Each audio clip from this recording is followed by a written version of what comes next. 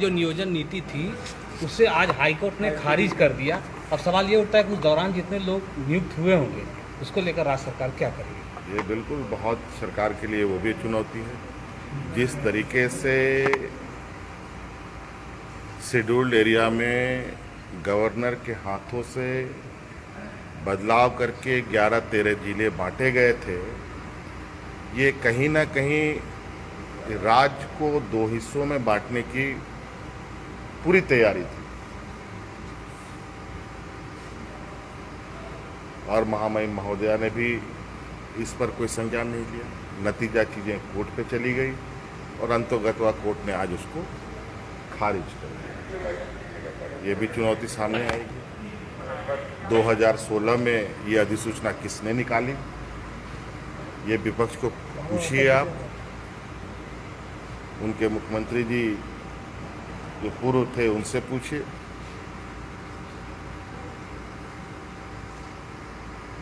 नेता प्रतिपक्ष का दावा करने वाले नेताजी से पूछिए कि ये आखिर होगा क्या हुआ उन बच्चों का। आज तो पुलिस वो हमारे सहायक पुलिस की बात आ गई। अब 17-18 हजार शिक्षकों की बात आ गई। इस विधानसभा और हाईकोर्ट पर एनजीटी का अलग लताड़ सरकार पर। आज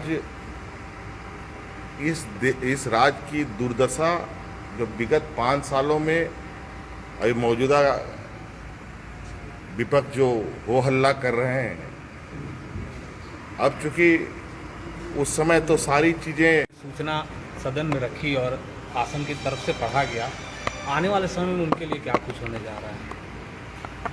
हमने उनके बारे में बिल्कुल मैंने कहा है कि उनके प्रति सरकार का सकारात्मक सोच है और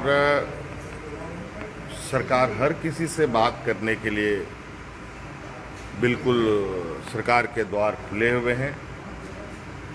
कोई भी इस तरीके की चीज़ें करने से पहले निश्चित रूप से सरकार के पास अपनी बात रख सकते हैं। आज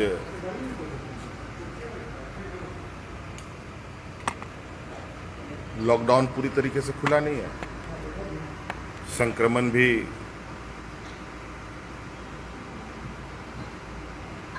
घटा नहीं है। कल जिला के पुलिस अधीक्षक भी कोरोना संक्रमित हो गए हैं, जबकि 2 दिन पहले वो ठीक ठाक थे। इसका मतलब इन सब भीड़ जमाव से कोरोना संक्रमण को बढ़ावा मिलता है। हमने बिल्कुल स्पष्ट तरीके से अपने मंत्री को एक संदेश वाहक के रूप में वहाँ भेजा। बात बनी, फिर बात किसी ने बिगाड़ी। ये कुल मिलाकर के सरकार की छवि बिगाड़ने की एक सोची समझी षड्यंत्र प्रतीत होता है और उन मासूम नौजवानों के भविष्य के साथ खिलवाड़ हो रहा है।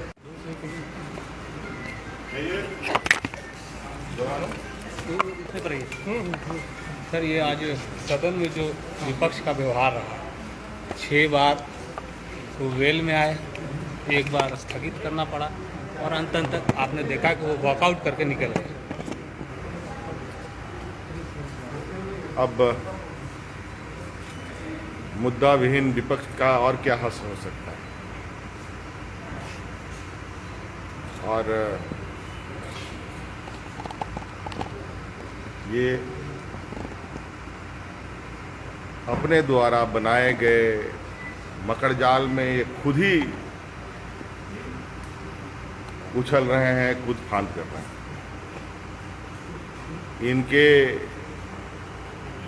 कुकृतियों को सुलझाने का जिम्मा की सरकार है हमारी। अभी इनके बुरे काम का बुरा नतीजा लोगों को तो भुगतना पड़ ही रहा है,